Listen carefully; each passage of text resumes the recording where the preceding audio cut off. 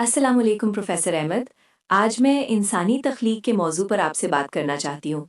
मेरी bio engineering की training ने मुझे इस प्रोसेस की कम्प्लेक्सिटी से वाकिफ कराया है, लेकिन फिर भी कुछ सवालात जहन में घूमते रहते हैं। वालेकुम अस्सलाम फ़ातिमा। बहुत अच्छा मौजू चुना है। इंसान की तख्लीक एक ऐसी निशानी है जो हमें अल्लाह की कुदरत और हिकमत का सबसे करीब से मुशाहिदा कराती है। क्या सवालात हैं आपके जहन में?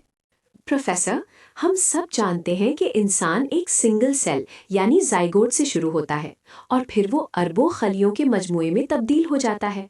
लेकिन ये सब इतनी रैंडम तरीके से कैसे हो सकता है?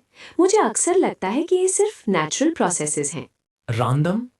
फातिमा, आपकी साइंटिफिक तरबियत आपको सिर्फ ज़ाहिरी तस्वीर दिखा रही है।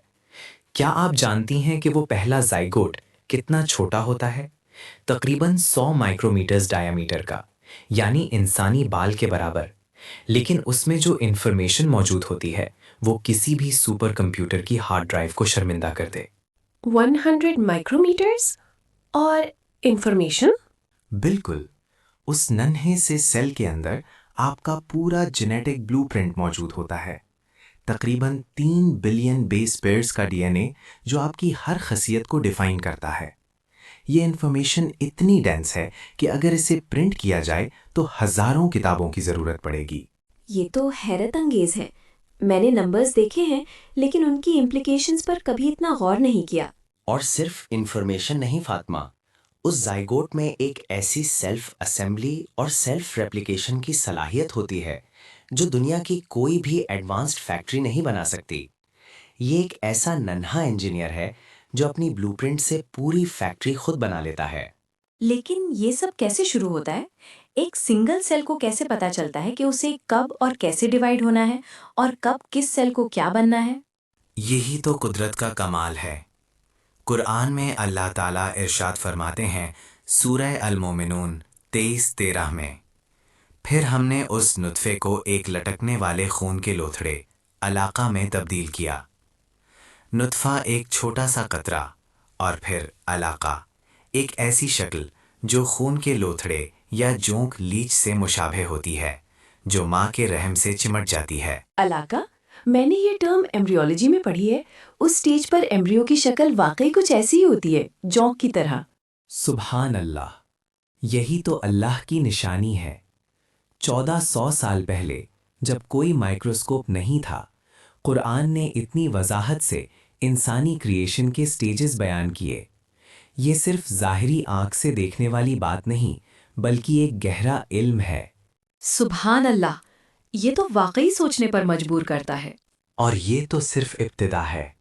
इससे आगे की दास्तान और भी हैरत अंगेज है। मैं सुनने के लिए बेकरार हूँ प्रोफेसर। तो चलिए जाइगोट से शुरू करते हैं। पहले 24 घंटे में ये सेल डिवाइड होना शुरू करता है।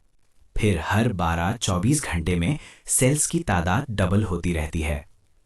5 दिन में ये एक हॉलो बॉल बन जाता है, जिसे ब्लास्टोसिस्ट कहते हैं, जिसमें तकरीबन 100-200 सेल्स होते हैं। हाँ, ब्लास्टोसिस्ट इम्प्लांटेशन के लिए तैयार होता है। बिल्कुल। अब इन सेल्स को पता है कि उन्हें क्या बनना है। ये है डिफ्रेंसिएशन। कुछ सेल्स ब्रेन बनाएंगे, कुछ हार्ट, कुछ स्किन। ये कोई रैंडम प्रोसेस नहीं, ये एक हाईली कोरियोग्राफ्ड डांस है। लेकिन ये इन्फॉर्मेशन कहाँ से आती है, और ये इतनी परफेक्ट तरीके से कैसे एग्जीक्यूट होती है? इसका जवाब आपके डीएनए में है। आपका डीएनए सिर्फ इंफॉर्मेशन स्टोर नहीं करता, बल्कि ये खुद एक मास्टर कंट्रोलर है।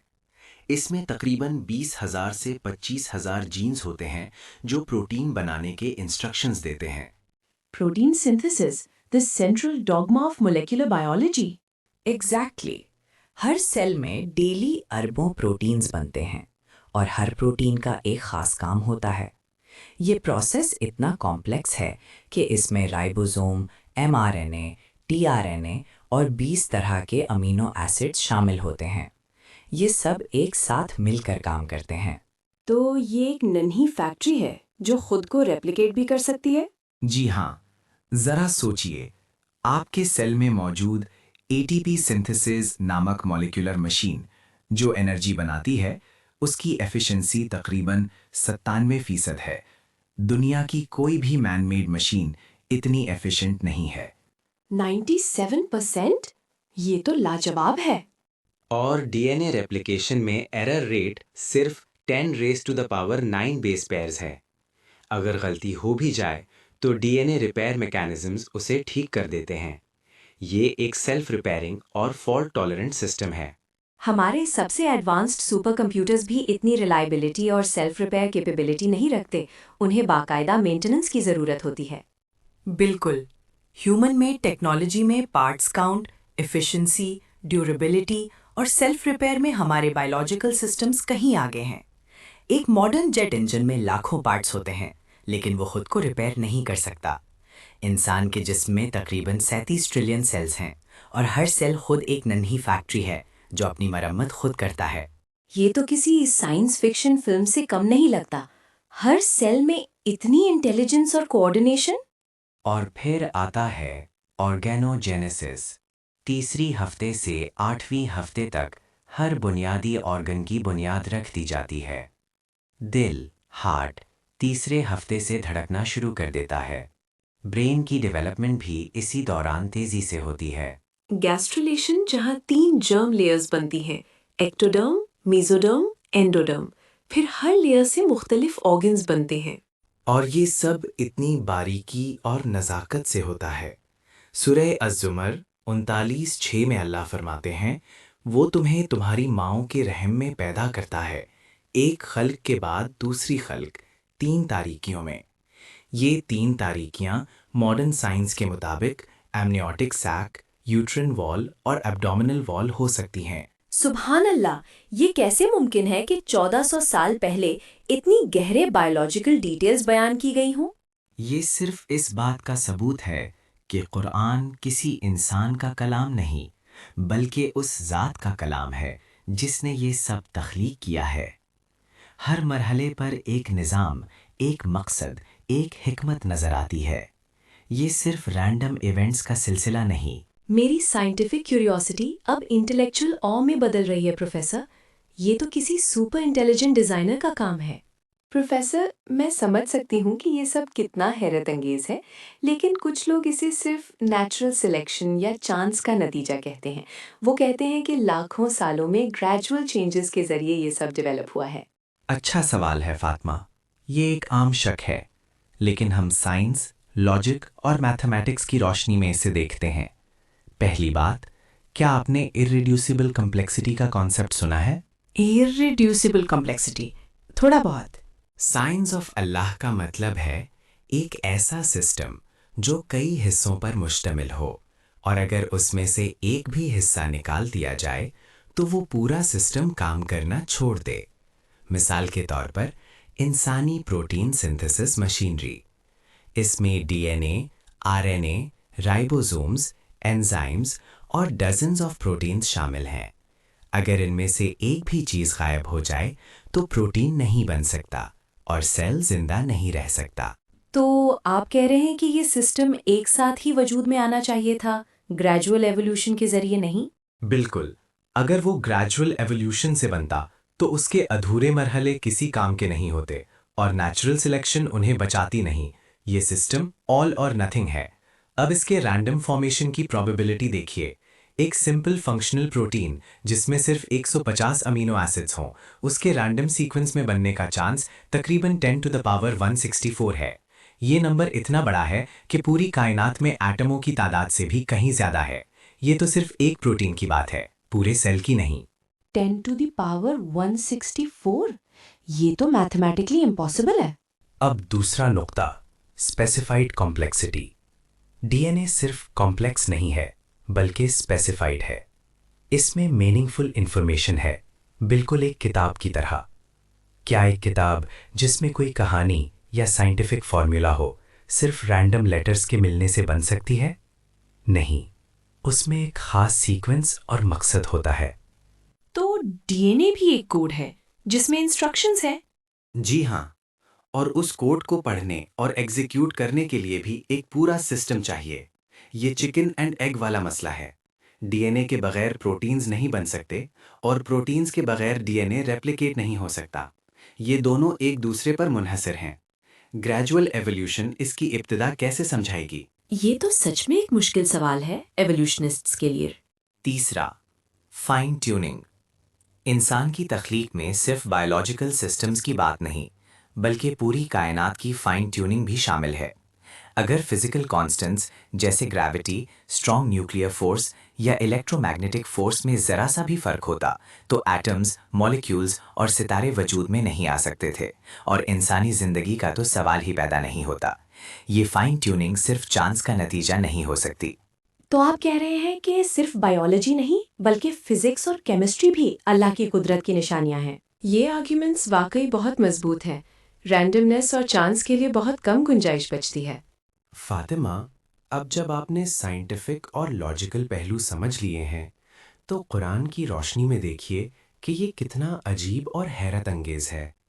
سورہ المومنون 23 کی 12 سے 14 میں اللہ نے انسانی تخلیق کے مرحلے ایسے بیان کیے ہیں: اور یقیناً ہم نے انسان کو مٹی کے جوہر سے پیدا کیا، پھر ہم نے اسے ایک نطفہ بنا کر ایک محفوظ جگہ میں رکھا، پھر ہم نے نطفے کو علاقہ بنایا، پھر علاقہ کو مدغہ بنایا، پھر مدغہ کو ہڈیاں بنایا، پھر ہڈیوں پر گوشت چڑھایا، پھر اسے ایک دوسری شکل میں پروان چڑھایا.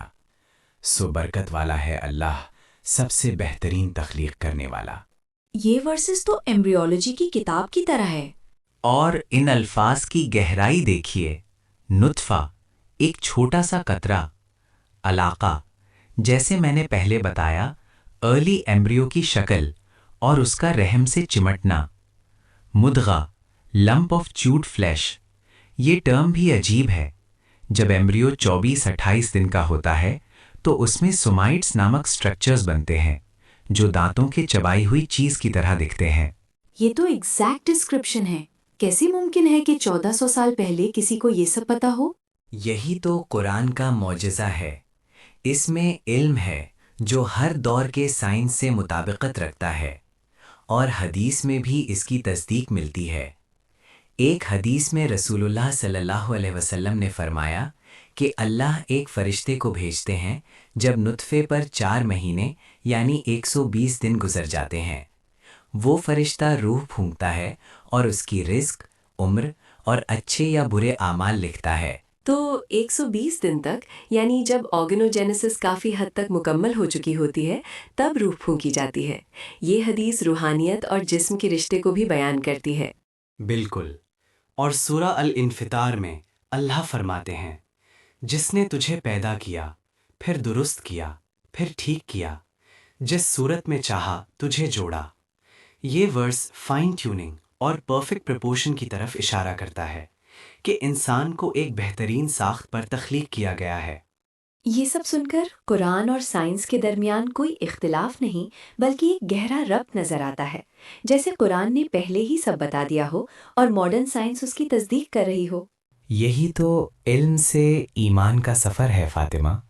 جب علم کی روشنی میں ہم اللہ کی نشانیوں کو دیکھتے ہیں تو ایمان اور گہرا ہوتا جاتا ہے. پروفیسر، آج کی اس گفتگو نے میری سوچ کو بالکل بدل دیا ہے.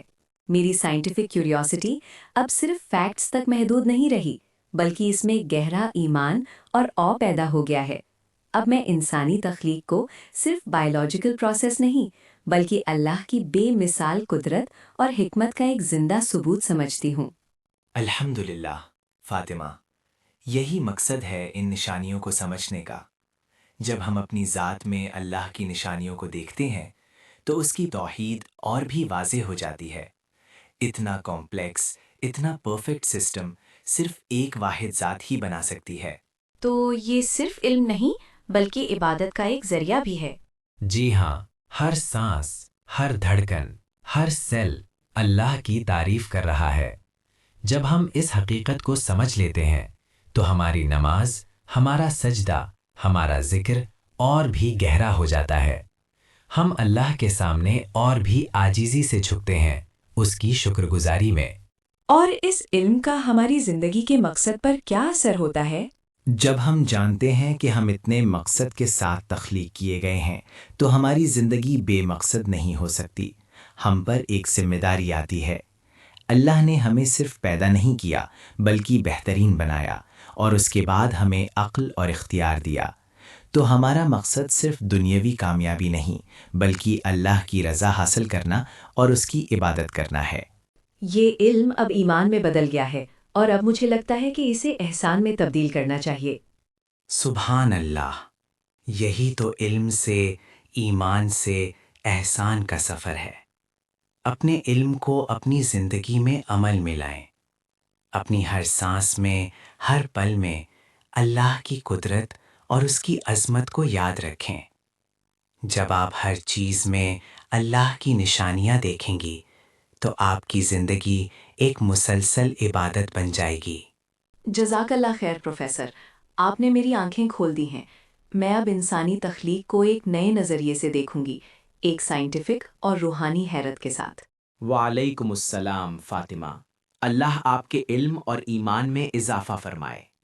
یاد رکھیے، ہر انسان اپنے اندر اللہ کی عظیم نشانیاں لیے ہوئے ہیں. بس انہیں دیکھنے والی آنکھ اور سمجھنے والا دل چاہیے.